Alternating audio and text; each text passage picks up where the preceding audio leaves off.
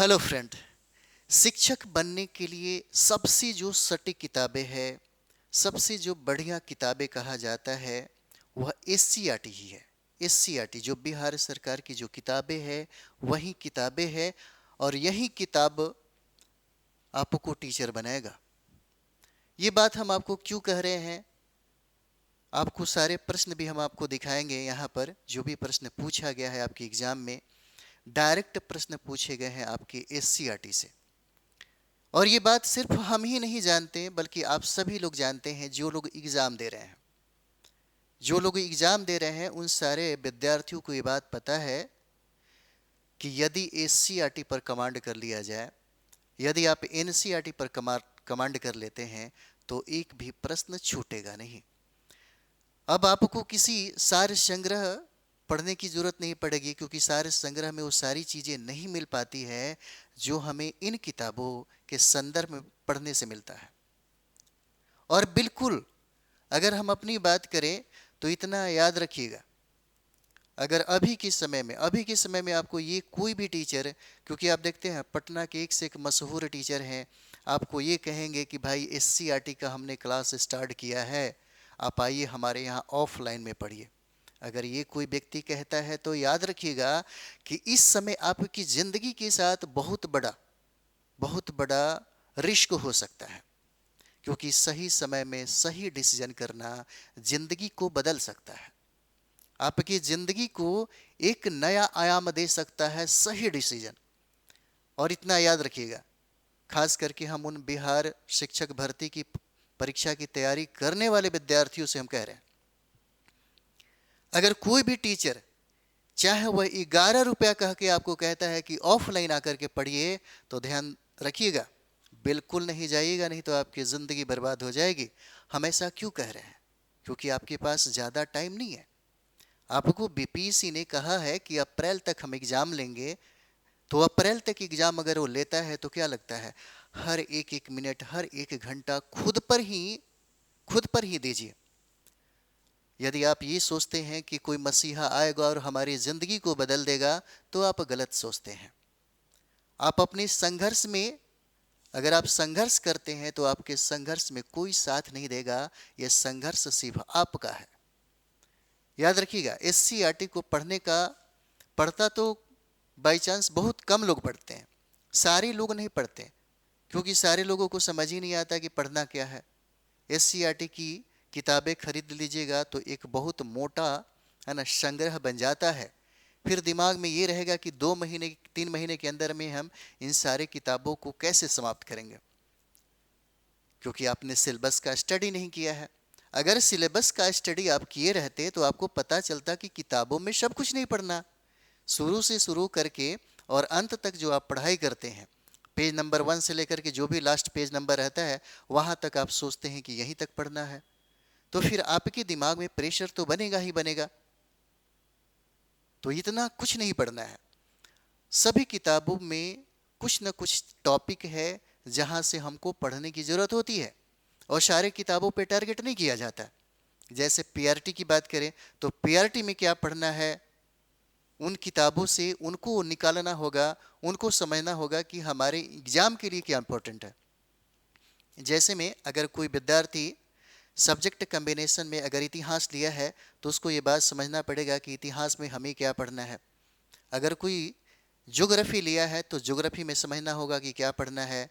और कोई साइंस लिया है सब्जेक्ट कम्बिनेशन में, तो उसको ये बात समझना होगा कि हमको एनसीईआरटी में कौन कौन सी बुक और कौन कौन सा टॉपिक पढ़ना है। ऐसा नहीं है कि शुरू से शुरू करें और अंत तक चले जाएं, तो पता चलेगा कि आपकी तैयारी लगभग 8-7 महीने करना पड़ेगा, तब जाकर के होगा। इतनी सारी किताबें जो है वह समाप्त होता है। देखिए, यहाँ पर हम लोग एनसीईआरटी की जो महत्व बता रहे हैं, एनसीईआरटी और एससीईआरटी, खास करके हमारे यहाँ जो भी विद्यार्थी हैं उनको सबसे ज़्यादा जो प्राथमिकता है, वह प्राथमिकता देते हैं एससीईआरटी का। एससीईआरटी का क्यों प्राथमिकता देते हैं, क्यों कहते हैं? अगर कोई विद्यार्थी हमसे कहता है कि सर 2 ही में से एक ही बताइए, तो हम एससीईआरटी बताते हैं, एनसीईआरटी नहीं बताते हैं। एससीईआरटी इसलिए बताते हैं कि कभी कभी ऐसे प्रश्न होते हैं जो बिहार के संदर्भ में प्रश्न पूछा जाता है। जब बिहार के संदर्भ में प्रश्न पूछेगा तो एनसीईआरटी से नहीं बनेगा, एससीईआरटी जो बिहार सरकार की किताबें है उससे कंप्लीट होता है। आपका जो प्रश्न है उससे कंप्लीट होगा। और हम लोग जो एससीईआरटी जो पढ़ रहे हैं और हम लोग जो पढ़ेंगे एससीईआरटी, एकदम ये मत सोचिए कि इसमें शुल्क देना है, बिल्कुल शुल्क नहीं है, एकदम निःशुल्क है।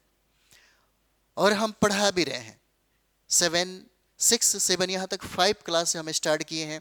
क्योंकि आप देखते होंगे 5 क्लास में आपको पर्यावरण के संदर्भ में बहुत अच्छा एससीईआरटी में लिखा हुआ है पर्यावरण, और ऑलरेडी हम पढ़ा चुके हैं। और वो भी नहीं, ये नहीं है कि पूरा किताब का एक टॉपिक लिए और वहां से बताया जा रहा है, ऐसा नहीं है। इससे काम आपका नहीं चलेगा। हम आपको बताएंगे सही तरीका क्या है, क्या तरीका है एससीईआरटी को पढ़ने का, क्या सही तरीका है, कैसे पढ़ना चाहिए, क्या सहारा कैसा लेना चाहिए, क्या करना चाहिए। तो सिर्फ अगर आप चीज़ों को समझ जाते हैं तो आपके लिए 4.0 कोई बड़ी बात नहीं होगा, बहुत आसान हो जाता है। कंप्लीट करना बहुत आसान होता है। और ऐसा नहीं है कि बहुत सारी किताबों को पढ़ने की ज़रूरत है। ज़्यादा किताब पढ़ने वाले ज़्यादा कन्फ्यूजन में होते हैं, और ज़्यादा किताबों का संग्रह, ज़्यादा नोट्स का संग्रह रखने वाले कंप्लीट नहीं करते। एक ही बुक रखिए, बार बार पढ़िए, कमांड करिए, देखिए आपका रिजल्ट हो जाएगा। उन सारी बातों पे हम लोग बात करेंगे।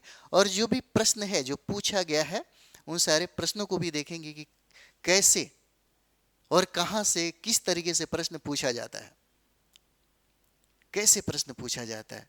ये बात तो आप समझ गए होंगे कि आपकी महत्व जो एससीईआरटी को लेकर के है, खास करके टीचर को लेकर के।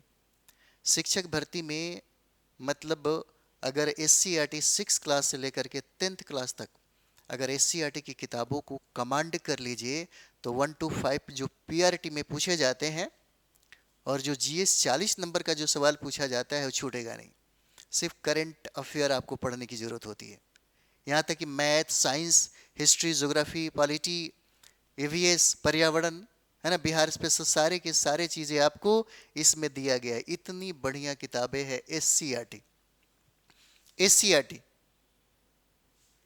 तो सबसे पहली बात हम लोग यहाँ पर देखेंगे, अक्सर कहा जाता है, खास करके यहाँ कहा जाता है कि एससीईआरटी यदि आप पढ़ रहे हैं तो बहुत लोग हैं जो आपको देखते होंगे, पढ़ाते होंगे, तो हम लोग क्या करते हैं, हमारी जो अपनी स्टाइल है जहाँ से अधिकतर बच्चे फाइटर बनते हैं, फाइट करते हैं, जब आप किताब पढ़ते हैं, क्योंकि किताब पढ़ना आपके लिए ज़्यादा ज़रूरी है। किताब पढ़ना आपके लिए ज़्यादा ज़रूरी है। क्यों ज़्यादा ज़रूरी है? देखिए, अभी जो समय है, इस समय में ज़्यादा किसी पर निर्भर नहीं हुआ जाता। और सबसे बड़ी बात क्या है, ऑफलाइन तो क्लास बिल्कुल नहीं। यदि आप सोचते हैं कि आपका 4.0 में एक सीट रिजर्व हो जाए तो इतना याद रखिएगा, इतना याद रखिएगा कि कहीं किसी के बहकाव में मत पड़िए और चुपचाप आप अपने रूम पे बैठिए। रूम पे बैठिए, जहाँ भी हैं आप, जहाँ भी हैं रूम पे बैठिए और किताबों को लीजिए। और सबसे ज़्यादा वर्क जो है वह सेल्फ स्टडी। अभी का समय जो 2-3 महीने का जो टाइम है, इसमें कहीं नहीं दिया जाता। और आप सोचते हैं भीड़ का हिस्सा बन जाएंगे तो आपका नौकरी हो जाएगा। भीड़ का हिस्सा बनने वाला विद्यार्थी कभी भी फाइटर नहीं होता। भीड़ का हिस्सा आप बनिएगा तो आपका नौकरी होगा ही नहीं। आपको संघर्ष करना पड़ेगा, मेहनत करना पड़ेगा और सेल्फ स्टडी करना पड़ेगा। इसके अलावा कोई रास्ता नहीं है। सेल्फ स्टडी करने के लिए आप अपने रूम में बैठिए, सारे लोग इधर उधर घूमते होंगे और आप अकेला रूम में बैठ कर के अपने किताबों के साथ संघर्ष कर रहे हैं। यही हार्डवर्क आपको आपके मंजिल तक ले जाता है। जब आप सेल्फ स्टडी करने बैठते हैं तो इन किताबों को सब रखिए। और ये ज़्यादा ज़रूरी है कि हमको पढ़ना क्या है और छोड़ना क्या है। ये नहीं कि लाइन बाय लाइन पढ़े जा रहे हैं, एक टॉपिक समाप्त हुआ, दूसरा टॉपिक समाप्त हुआ, तीसरे टॉपिक, ऐसा नहीं पढ़ना है।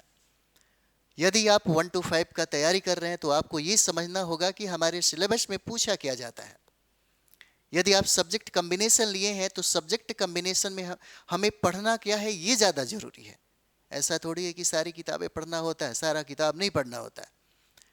अगर आप तैयारी कर रहे हैं तो बता रहे हैं, नहीं तो पढ़ाने वाले तो सिर्फ 5 क्लास से सब कुछ मतलब ऐसे ही समाप्त करते रहते हैं, है ना।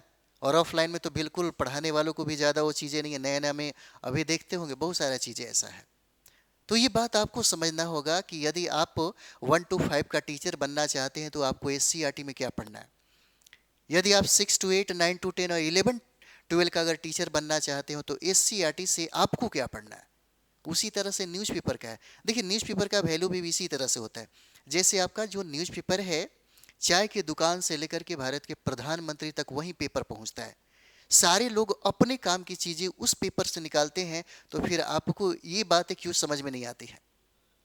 किताबें वही हैं, उसी किताब को पढ़ करके 1 to 5 का टीचर बना जाता है, उसी किताब को पढ़ करके 6 to 8, 9 to 10, 11 12 का टीचर बना जाता है। तो ये ज़्यादा जरूरी है कि आपको क्या पढ़ना है। और ये चीज़ अगर समझ में आ गया तो फिर समझिए कि 4.0 आपसे बाहर नहीं जाएगा, एक सीट आप कॉन्फर्म कर लीजिएगा। तो सबसे ज़्यादा ज़रूरी है, भूलिएगा नहीं, क्योंकि हम लोग ऑलरेडी, है ना, हम अपने विद्यार्थियों को ऑफलाइन बिल्कुल नहीं कहते हैं। हमारे यहाँ कितने ऑफलाइन को सारा क्या किया, एकदम कंप्लीट भी भाई, बिल्कुल टाइम बर्बाद मत करना। 2 घंटे के चक्कर में 4 घंटा टाइम बर्बाद होता है। और ये 4 घंटा का टाइम जो है अभी के समय में, ये आपकी ज़िंदगी को बर्बाद करने के सिवा कुछ नहीं करेगा, एकदम कुछ नहीं करेगा। सिर्फ आप 4.0 चले जाइएगा, 5.0 का इंतज़ार कीजिएगा। और ऐसा इसका कोई गारंटी नहीं है कि होगा या नहीं होगा, कब होगा, है ना। ये चीज़ें हैं।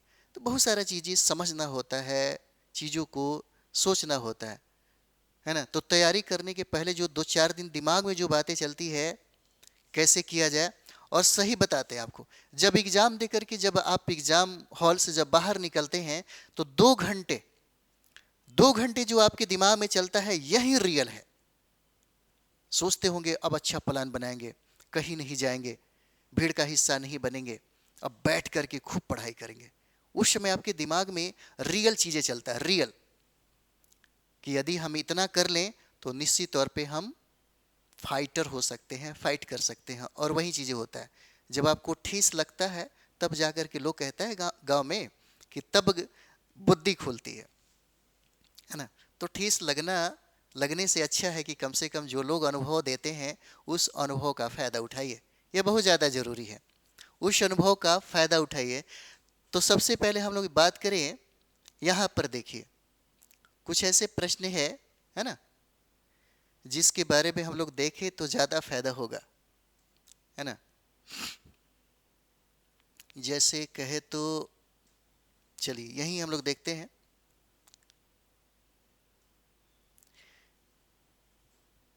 ये देखिए सब पूछा हुआ सवाल है, ये सारे के सारे जो है प्रश्न जो है ये पूछे गए हैं। जैसे यहाँ पर देखिए, ये सवाल जो है आपका, ये सवाल साइंस का है। और अभी हम लोग पीआरटी का प्रश्न कुछ देख रहे हैं, और भी प्रश्न देखेंगे। यहाँ पर देखिए, अगर आप SCERT की किताबें पढ़ लीजिए। अगर SCERT की किताबें आपके पास नहीं है तो 9th और 10th का ये सारा हु बहु NCERT से और SCERT से बिल्कुल वैसे ही उठाता है और उठा करके पेस्ट कर देता है अपने प्रश्न में। और पता चलता है कि आप लोग कभी पढ़े नहीं, और नहीं पढ़ने की वजह से आप गाइड के चक्कर में, किसी के नोट्स के चक्कर में पड़ जाते हैं, क्योंकि आपको लगता है कि हमें बहुत ज़्यादा पढ़ना है SCERT में और NCERT में। ऐसा कुछ भी नहीं है। अगर NCERT में 9th और 10th का NCERT पढ़ लीजिए साइंस का, तो समझिए कि 80 से 90% जो सवाल है वो साइंस 9th और 10th से ही पूछे जाते हैं। आप पलट करके कम से कम किताब एक बार पलट करके देखिए। हम लोग तो तीनों चरण री एग्ज़ाम का जितना भी पेपर हुआ सबका अध्ययन किए, और इस NCERT और SCERT में एकदम वैसे ही मिलता है। आप लोग पढ़ नहीं पाते हैं, जिसके वजह से आपको लगता है कि क्योंकि NCERT की किताब इतनी मोटी मोटी है, इतनी मोटी मोटी है, और आप टारगेट करने लगते हैं, 1 नंबर पेज से शुरू करते हैं और लास्ट तक चले जाते हैं। तो पता चलेगा कि आपको 9th और 10th को पढ़ने में ही बहुत लंबा टाइम लग जाएगा। आपको ये तय करना पड़ेगा कि हमारे लिए क्या इंपॉर्टेंट है, क्या पढ़ना और क्या छोड़ना है।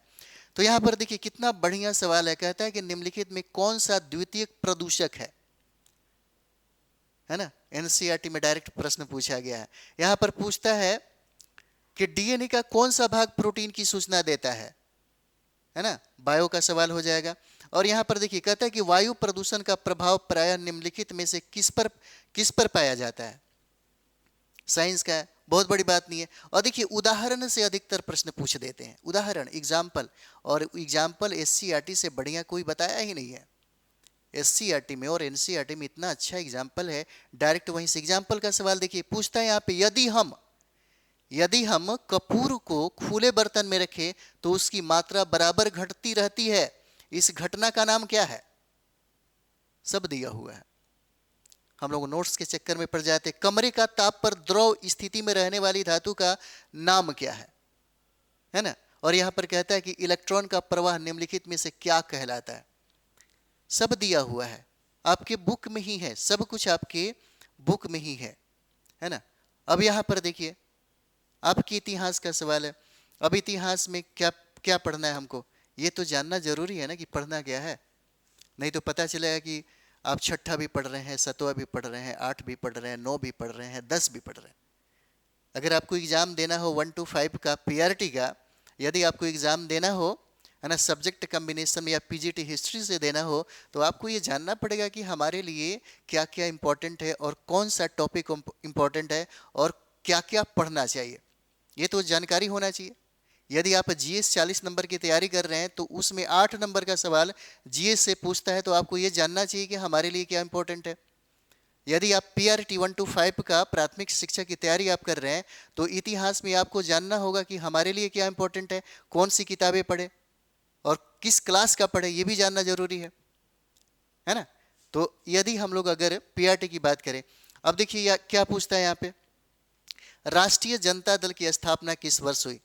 और प्रश्न बहुत ही व्यवहारिक पूछा जाता है, ऐसा नहीं कि बहुत गहराई में जाकर के पढ़ने की जरूरत होती है, गहराई में जाकर के पढ़ने की जरूरत नहीं होता है। कुछ प्रश्न ऐसे होते हैं जो व्यवहार में हमेशा उसका उपयोग होता है, इसे समझना पड़ेगा। और ये आज हमारा जो वीडियो पर्पस हमारा यही है कि बस हम देखिए, नौकरी के लिए तो सारे लोग बेचैन हैं, आप भी बेचैन होंगे, और इसका फ़ायदा बहुत ऐसे शिक्षक हैं जो उठा लेते हैं, क्योंकि उनको पता है कि भाई एससीईआरटी और एनसीईआरटी से ही आपका सवाल पूछा जाएगा, है ना? और ये कहेगा अभी 2-3 महीने का टाइम है, और इसमें अक्सर ये कहा जाता है, अच्छा ये मेरे यहाँ पढ़िए, मेरे यहाँ इतना ये व्यवस्था है, तो मेरे यहाँ ऐसा है, तो मेरा वैसा है। आपको पता है क्या होगा? आपको लगता है चलो यार 2 घंटा, 2 घंटा तैयार होने में, फिर आने में, फिर जाने में, है ना? और दिमाग को डिस्टर्ब, सोच के देखिए, यही समय जो है आपका, जब आपके पास 3 महीने का टाइम बचता है, तो 3 महीने का टाइम सिर्फ रूम में ही बिताना चाहिए। सही समय को पहचानिए, क्योंकि समय हमेशा आपके जीवन में बार बार आपका दरवाजा खटखटाने नहीं आता है, जिसको हम लोग किस्मत कहते हैं, है ना? अगर आप जगे हैं तब तो दरवाजा खोल दीजिएगा, अगर सोए हैं तब हो गया, वो भी चला जाएगा। इसलिए 3 महीने का जो टाइम है, इसमें चुपचाप अपने रूम में ही बैठ करके 12-14 घंटा जितना एनर्जी आपके पास है, उन सारे एनर्जी का इस्तेमाल करते हैं, कहीं नहीं जाते हैं, कहीं नहीं। आज का ज़माना तो क्या है, डिजिटल होते जा रहा है। हमारे भारत के प्रधानमंत्री डिजिटलाइजेशन के क्षेत्र में कितना बड़ा कदम उन्होंने उठाया है ना? अभी भी आप देख रहे हैं। तो इसका फ़ायदा आप लोगों को उठाना चाहिए और ज़्यादा से ज़्यादा सेल्फ स्टडी पे फोकस करना चाहिए। यदि आप चाहते हैं, देखिए किस्मत बदलने के लिए मसीहा कोई नहीं होता है। अगर आप चाहते हैं कि आपका किस्मत बदले, तो उसमें आपकी भूमिका बहुत ज़्यादा होनी चाहिए, आपको खुद मेहनत करना पड़ेगा। हम लोग क्या होते हैं, माता पिता भाई बंधु एक डायरेक्शन देते हैं, एक दिशा देते हैं। हम लोग भी पढ़ाते हैं, पढ़ाने का क्या एक डायरेक्शन है। अगर इतिहास पढ़ा रहे हैं तो क्या है, डायरेक्शन है।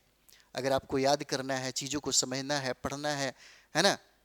तो ये आप पर निर्भर करता है कि आप चीज़ों को कैसे कलेक्ट करते हैं, क्या इन्फॉर्मेशन आपके पास, कितना इन्फॉर्मेशन है, इस इन्फॉर्मेशन को आप फैक्ट के तौर पे और कॉन्सेप्ट के तौर पे कैसे आप समझते हैं, ये आपके ऊपर निर्भर करता है। और 2 घंटे का 2.5 घंटे का जो खेल होता है आपकी एग्ज़ाम में, या आपकी अपनी ज़िंदगी, यानी कि जो सेल्फ स्टडी आप किए रहते हैं, उसी का ज़्यादा असर और उसी का ज़्यादा फ़ायदा मिलता है, उसी का ज़्यादा फ़ायदा मिलता है। तो ये जो प्रश्न हम लोग जो देख रहे हैं अभी, जैसे आप देखते होंगे पॉलिटी में ये प्रश्न पूछा गया है। जब आप एससीईआरटी जो बिहार सरकार की समग्र शिक्षा अभियान की जो किताबें हैं, उसमें क्या नहीं दिया है, छोड़िए वो सब बातें।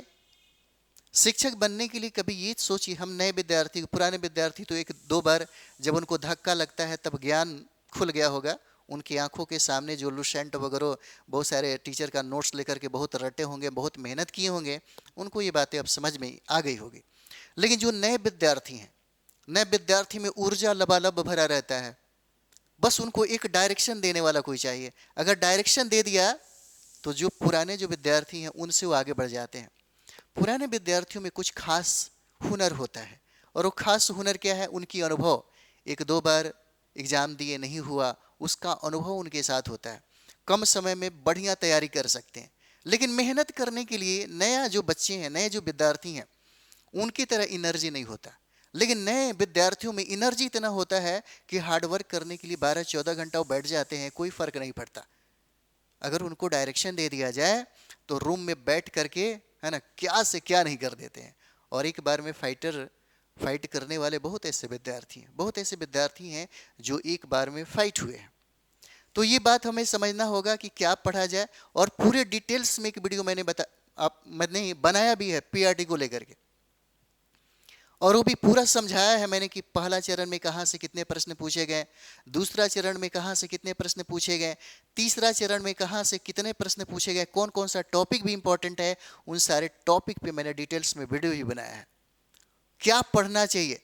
सबसे इंपॉर्टेंट बात क्या है कि जब हमारे पास एग्जाम का टाइम हो तो 3 महीने के अंदर कुछ नहीं करना चाहिए।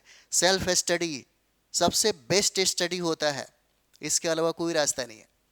आपको अपने रूम पे बैठ करके पढ़ना पड़ेगा, लिखना पड़ेगा, इंफॉर्मेशन को कलेक्ट करना पड़ेगा किताबों के साथ, और सटीक किताबों के साथ, है ना। सटीक किताबें ही पढ़िए, और सटीक किताबों में हम एससीईआरटी और एनसीईआरटी कहते हैं। डेली का 1 घंटा करंट अफेयर्स पढ़िएगा, क्योंकि 1 दिन में, 2 दिन में, 1 सप्ताह, 10 दिन में आपका करंट अफेयर्स नहीं होने वाला है। कम से कम 8 से 10 महीनों का करंट अफेयर्स पढ़ना होगा। इसके लिए 1 घंटा, 1.5 घंटा, 2 घंटा रोज वर्क करना पड़ेगा। अब यहां पर देखिए, प्रश्न पूछता है पॉलिटी में कि राज्यसभा का सदस्य बनने के लिए आवश्यक न्यूनतम आयु कितना है। एनसीईआरटी और एससीईआरटी दोनों में लिखा हुआ है, एससीईआरटी और एनसीईआरटी दोनों में लिखा है। और यहां से जब आप एससीईआरटी और एनसीईआरटी पढ़ते हैं तो कम से कम कॉपी और कलम रखिए।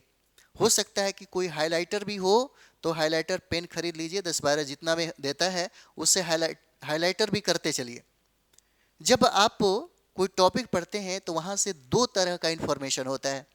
एक होता है आपका फैक्चुअल, फैक्ट को कलेक्ट करिए, और दूसरा होता है आपका कॉन्सेप्ट। क्योंकि बीपीएससी ऑलरेडी बोल चुका है कि 3.0 के अपेक्षा इस बार का जो प्रश्न है थोड़ा सा कठिन होगा। तो थोड़ा सा कठिन होगा तो क्या जरूरत है नोट्स इधर का उधर का पढ़ने का? क्या सार संग्रह ज़्यादा पढ़ने की ज़रूरत है? सार संग्रह ये सब चीज़ें बाद में पढ़िएगा। अभी सबसे पहला जो काम है वह है एनसीईआरटी, एससीईआरटी, बिहार सरकार की जो किताबें हैं, या दोनों का मौका मिलता है कि दोनों को हम पढ़ सकते हैं, आपके अंदर इतनी ताकत है, दोनों को आप पढ़ सकते हैं, तो दोनों को पढ़िए तो सबसे ज़्यादा बेहतर होगा, है ना। अब ये चीज़ें देखिए, कहता है कि संविधान का कौन सा अनुच्छेद अस्पृश्यता के उन्मूलन को सुनिश्चित करता है। आप लोग एग्जाम दिए होंगे तो समझ में आ रहा होगा, है ना। अनुच्छेद 15 है, 16 है, 17 है, उपयुक्त में से 1 से अधिक, और उपयुक्त में से कोई नहीं है। कहाँ से पूछा हुआ है? तो एससीईआरटी की किताब में लिखा हुआ है ना। एससीईआरटी की किताब में ये सब चीज़ें लिखा हुआ है, ऐसा नहीं है कि बिल्कुल नया हम लोग बता रहे हैं। चलिए यहां भी आप लोग देख लीजिए। अब यहीं देखिए, अगर हम लोग, चलिए आगे बढ़े, अब यहीं देखिए, इतिहास से प्रश्न जो पूछा हुआ है कितना भारी है। पटना कॉलेज कब स्थापित हुआ? पटना कॉलेज कौन ऐसा विद्यार्थी है जो नहीं जाता है? गेट पर देखिए क्या लिखा हुआ, स्थापना वर्ष लिखा हुआ है। तो व्यवहारिक प्रश्न पूछने की कोशिश की जाती है ना। और यहां से प्रश्न देखिए, कौन वंदे मातरम समाचार पत्र के संपादक थे? अगर आप एससीईआरटी की किताब पढ़ लीजिए, एनसीईआरटी की किताब, सिर्फ इंडियन नेशनल मूवमेंट, कुछ नहीं पढ़ना है। अगर आप पीआरटी की तैयारी कर रहे हैं, 1 to 5 की तैयारी कर रहे हैं, या जीएस 40 का तैयारी कर रहे हैं, तो आपको क्या पढ़ना चाहिए? इंडियन नेशनल मूवमेंट पढ़ना चाहिए, भारत का राष्ट्रीय आंदोलन। यहाँ से ही प्रश्न पूछे जाते हैं, बाहर से प्रश्न नहीं पूछा जाएगा, क्योंकि आपके सिलेबस में यह निहित किया गया है। यह लिखा गया है कि हमारा जो प्रश्न होगा इसी के संदर्भ में होगा, यही सिलेबस है, तो वही सिलेबस पढ़िए और वहीं से प्रश्न पूछा गया है। पूछता है वंदे मातरम समाचार पत्र के संपादक कौन थे? बंकिम चंद्र चटर्जी, अरविंद घोष, बिपिन चंद्र पाल। उपयुक्त में से एक से अधिक, उपयुक्त में से कोई नहीं। किताब में क्या नहीं दिया हुआ है। और ऑल इंडिया हरिजन संघ की स्थापना 1932 में किसके द्वारा किया गया? अंबेडकर, जगजीवन राम, महात्मा गांधी। एक से अधिक कोई नहीं। सारा चीजें है आपके एससीईआरटी की किताबें में। अब यहाँ पे कौन सी घटना सबसे पहले हुई? जो लोग इंफॉर्मेशन को कलेक्ट करता होगा, है ना, डेट बाय डेट लिखता होगा, उसके लिए बहुत इजी प्रश्न है। अब देखिए इनमें से किसने यह कहते हुए भारतीय राष्ट्रीय कांग्रेस की हंसी उड़ाई थी? कहा था कि यह एक बहुत सूक्ष्म भाग का प्रतिनिधित्व करता है। क्या डफरी ने कहा था, या करजन ने कहा था, या मिंटो ने कहा था? उपयुक्त में से एक से अधिक कोई नहीं। प्रश्न यहां भी कहता है कि मुजफ्फरपुर बम कांड में किसको फांसी की सजा दी गई? अब ये बिहार के संदर्भ में इतिहास से प्रश्न पूछता है, तो एससीईआरटी में जितना बढ़िया दिया होगा उतना एनसीईआरटी में नहीं मिलेगा, है ना। तो अभी के समय में, और हमने सब कुछ पढ़ाया है, अभी हमने आपको एससीईआरटी की क्लास तो हमारा चल ही रहा है, एकदम फ्री निःशुल्क है, कोई ये नहीं है। अगर यहाँ पढ़ लेते हैं, अगर यहाँ पढ़ लेते हैं और आप अपनी किताबों का अध्ययन कर लेते हैं, सेल्फ स्टडी करते हैं, हार्ड वर्क करते हैं, तो प्रश्न ऐसा नहीं कि 4.0 में आपसे गड़बड़ होगा या छूट जाएगा। एक एक प्रश्न के लिए संघर्ष करना चाहिए, क्योंकि एक एक प्रश्न से किस्मत बदल सकती है। एक प्रश्न जो कॉमन प्रश्न होता है, याद रखिएगा, वो आपसे गलती नहीं होना चाहिए। जो साधारण, जो आम, जो विद्यार्थी बना देता है, वह प्रश्न आपसे बिल्कुल गलत नहीं होना चाहिए। हाँ, बहुत कठिन प्रश्न है, उस पर रिस्क लिया जा सकता है, अगर वो गलत कर दिए तो कोई बात नहीं है। लेकिन जो सारे विद्यार्थी जिस प्रश्न को सही कर रहे हैं, यदि वही प्रश्न आपसे अगर गलत हो जाए तो आपका रिजल्ट रुक सकता है। और ये कब समाप्त होगा, कब ठीक होगा? तो ये ठीक होता है जब आप किताबों का सही तरीके से अध्ययन करते हैं। जब सही तरीके से आप अध्ययन करते हैं और सेल्फ स्टडी करते हैं, और जब सारे सिलेबस को कंप्लीट करने के बाद जब आप रिवाइज करते हैं 2 से 3 बार, तब आपका कन्फ्यूजन दूर होता है और आपका स्कोर आता है और आप अपने कटअप को पार भी करते हैं। ये ज़्यादा जरूरी है। अब यहाँ पर देखिए, अहरार आंदोलन से संबंधित नहीं थे, सारे के सारे प्रश्न पूछे गए हैं। 1832-33 के मध्य कोल विद्रोह का नेतृत्व तो किसने किया? किस वर्ष बाबू कुंवर सिंह का देहांत हुआ है ना। कुंवर सिंह के बारे में हिंदी साहित्य में भी पढ़े हैं। 80 वर्ष की हड्डी में जागा जोश पुराना था, कहते हैं वीर कुंवर सिंह बड़ा वीर मर्दाना था। क्या नहीं जानते? तो व्यवहारिक प्रश्न पूछने की कोशिश की। अब देखिए, किस वर्ष बिहार को बंगाल से अलग किया गया? बीपीएससी में बार बार 70 बीपीएससी में भी प्रश्न इस ये बिहार और बंगाल को लेकर के पूछा था। युवा बंगाल आंदोलन की स्थापना का श्रेय बताइए। तो ये सब चीजें आपको समझना होगा, ये सब चीजें जो है आपको, है ना, जानना होगा। अब यही चीजें देखिए, ब्रिटिश शासन के दौरान दिल्ली राजधानी की नींव किसने रखी? महारानी एलिजाबेथ या जॉर्ज पंचम विक्टोरिया, है ना, इस तरीके से। और करंट भी ऐसा नहीं है, करंट भी बहुत बढ़िया तरीके से पूछा गया है। अब देखिए, ये 2023 का करंट है, लेकिन कुछ ऐसे करंट है जो बहुत ही ज़्यादा चर्चा में रहा है, जो लोगों के जेहन में आज भी वो जिंदा है, तो वहाँ से प्रश्न पूछा गया है। इसी को बोलते कुछ व्यवहारिक प्रश्न जो है, वो व्यवहारिक प्रश्न पूछा गया है। अब यहाँ पर देखिए, G20 का ध्येय वाक्य क्या है? क्या अभी 6-7 महीने में तो हुआ नहीं था, लेकिन कुछ ऐसे इंपॉर्टेंट होते हैं करंट अफेयर्स जो 2-3 साल पीछे का भी प्रश्न पूछ लेता है। जैसे ये देखिए, भारतीय मुद्रा के किस नोट के पीछे की ओर मंगलयान का चित्र है? रुपया तो आपके पास सब होगा, 10, 20, 50, 100, 500, है ना, सारे नोट होंगे, लेकिन कभी आपने ध्यान से देखा नहीं होगा कि उस पर किसका चित्रांकन किया गया है ना। ये सब प्रश्न जो है ये बना करके आपसे पूछ दिया, है ना। चलिए आगे बढ़ते हैं हम लोग। तो ये सारे जो प्रश्न है ना, ये सारे जो प्रश्न है ऐसे ही पूछे जाते हैं।